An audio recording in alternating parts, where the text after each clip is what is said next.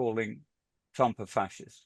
I would argue that the box we then put him in blinds us to a far more sinister process that is happening in the modern world within the democratic world. Why does it matter that this isn't fascist? Because what I was trying to say earlier is if we call it fascist, we close ourselves off to the subtlety and complexity of the Trump phenomenon.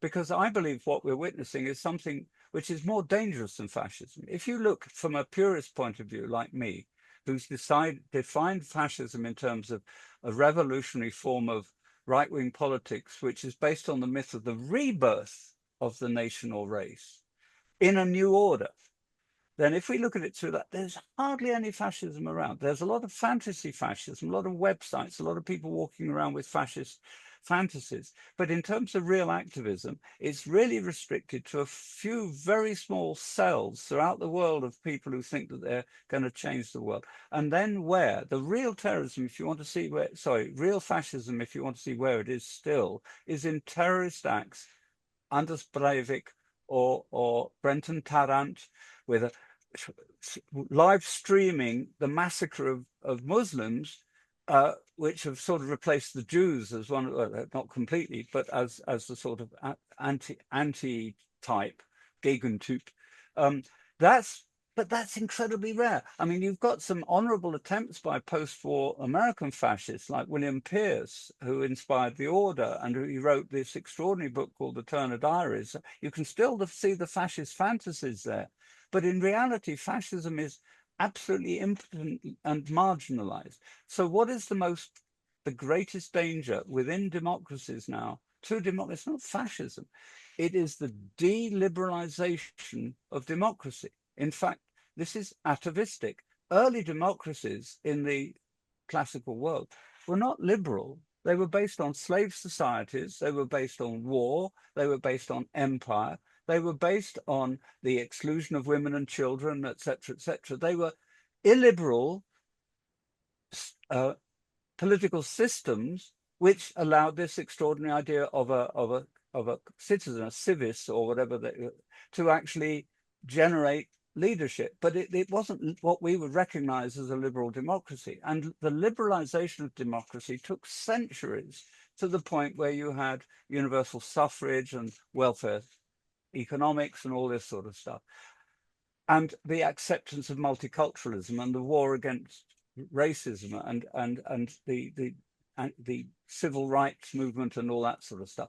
And what we're witnessing in country after country, and almost every single democracy in the world now has its equivalent, are right-wing populist movements, anti-woke, climate denying, with a nostalgia for a homogeneous racial ethnic type, and also a type of morality which precludes in a gender fluid. There's a checklist, and all self-respecting right-wing populists have a similar menu for the purging of their nation and their state and their society of what is destroying it.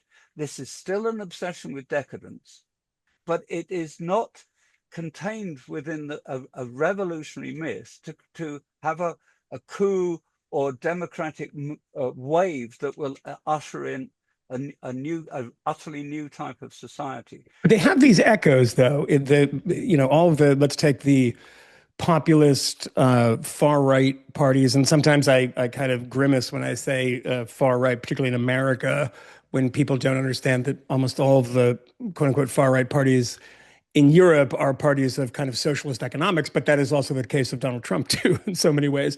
But if you look at, let's take a handful of them, Vlaams Belang, which the Dutch one, Philip de Winter, who was, in some neo-Nazi group when he was younger, Le Pen, who said, the Holocaust is a detail of history. Sverigedemokraterna in Sweden is a basis of that party is in a Swedish neo-Nazi party. There's a lot of that. Meloni was is the leader of a party called Fratelli d'Italia, which is a phrase from the Italian national anthem. And there is a bit of footage with party members doing fascist salutes on Holocaust Remembrance Day. There's no doubt that there are tendrils, to use another biological metaphor, which connect up with fascism. But take Le Pen. Le Pen was a part of the Vichy pro-fascism of France, not quite Nazi, but very anti-Semitic, blah, blah, blah. Uh, and he was famous for approving of the torture of Algerian freedom fighters, or whatever you're going to call them, later on. And he certainly had fascist sympathies, and he was a Holocaust denier, etc., etc. But what's really interesting for my thesis is that his daughter has purged his party of its fascist connotations. It's done what and all these parties do it. Maloney too. That, I mean, yeah, Maloney has, but also the AfD. That it seems to be a popular party in the mind of Musk and Vance and all these people, because they're fighting for the true Germans, the true French, or whatever. I would like to suggest that rather than worry about that, I mean, what do we gain from calling Trump a fascist? Well, we gain a lot emotionally, but I would argue that the box we then put him in blinds us to a far more sinister process that is happening in the modern world within the democratic world, and that is the deliberalization of democracy.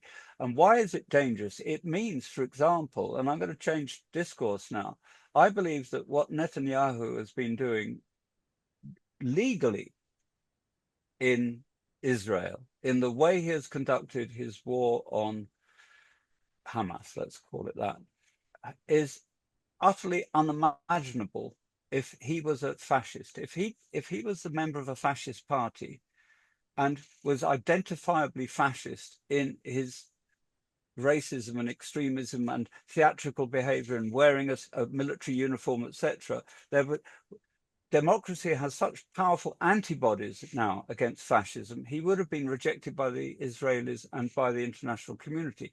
But the fact that he was head of state and the fact that it was preceded by a terrorist act by Hamas has created a sort of moral ambiguity, a fog, in which he has been able to carry out what I personally believe, and many experts do, is a genocidal, more culturecidal, destroying a culture of an entire people, but not as a fascist, but as something much more sinister, which is the urbanization of Israeli society. So that in a sense, what you get is selective liberalism, liberalism for my kind, and the denial of the rights of people who aren't my kind. In fact, there's an interesting etymology that to be kind to somebody recognizes your kinship with them. It is kind, and unkind means not of your race. Humankind is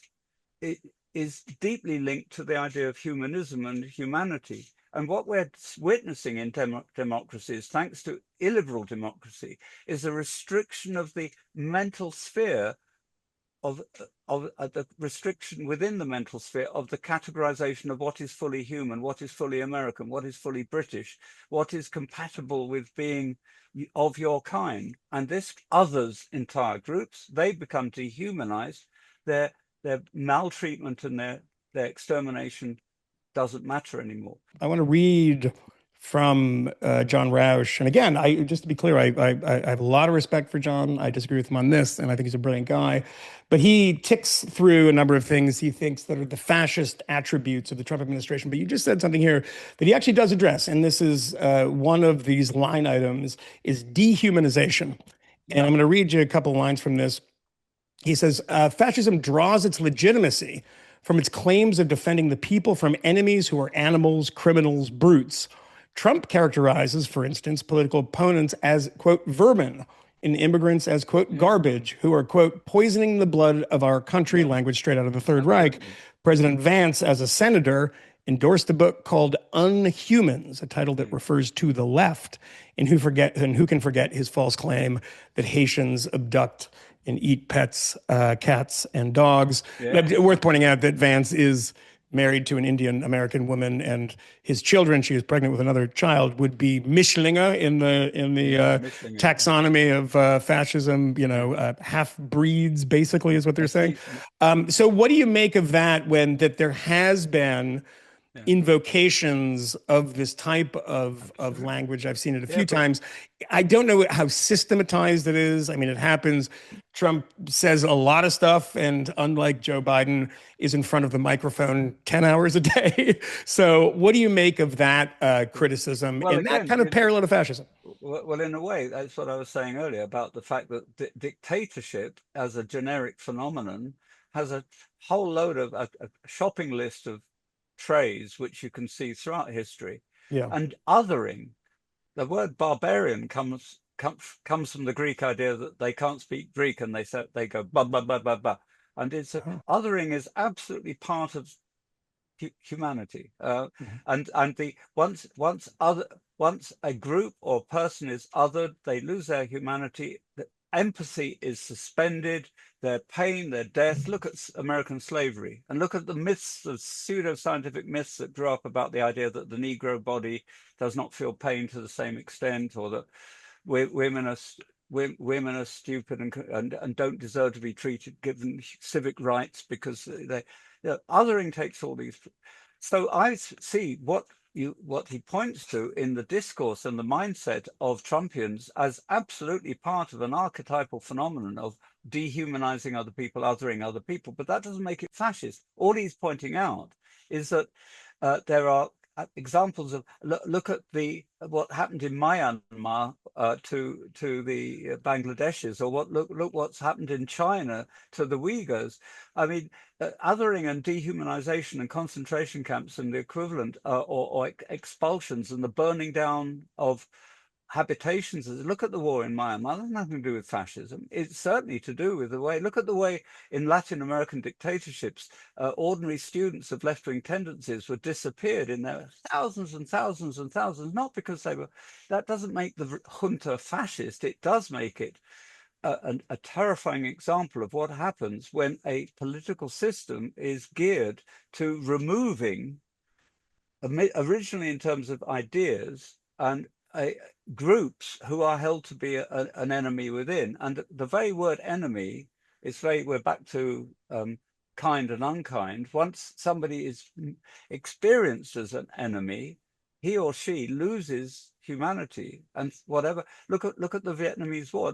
Well, the Vietnamese War, what it did to the Viet Cong, etc., and the way they were reduced to these sort of, they were othered and they were turned into an evil force. So you could napalm villages, and you're not because you were fascist. In fact, ironically, it was in the name of democracy in the war against communism. So all I would say is all these parallels, I think, should be put in a much broader epic backcloth of humanity and inhumanity, and how patterns keep repeating themselves. And we shouldn't freeze the frame by associating things that are happening now with one particular episode in modern European history, which is called fascism. And if we do that, we start seeing that the greatest threat to democracy now, apart from external so-called enemies, and there are regimes which see us as the enemy, and you could look at Putin's crusade against westernization, Europeanization, etc., is the idea that the problems of modern democracy can be attributed to certain outgroups or elements within society, like wokeness or climate denial or whatever, which are making us weak. And these archetypal ideas of strength and weakness should not be somehow linked only to fascism, but to something much broader.